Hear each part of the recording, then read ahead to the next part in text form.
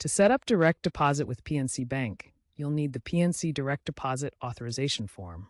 The easiest way to get it is by downloading directly from PNC's website at pnc.com or through the PNC mobile app. Look for the Account Services or Forms section. The form is a free PDF. Ensure you're using the latest version to comply with current banking regulations. This form is crucial for authorizing employers or other payers to deposit funds directly into your PNC checking or savings account, eliminating the need for paper checks. In 2024, PNC integrated AI-assisted account verification tools, speeding up approvals for eligible customers and reducing processing times. Once you have the form, filling it out accurately is key.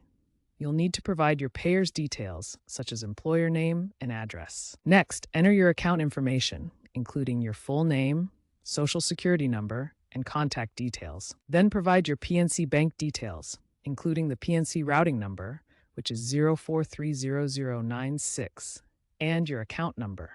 You can find these on a check or in your online banking. Be sure to specify how you want your deposit allocated, whether the full amount goes to one account or if you want a partial split between accounts. Finally, sign the form.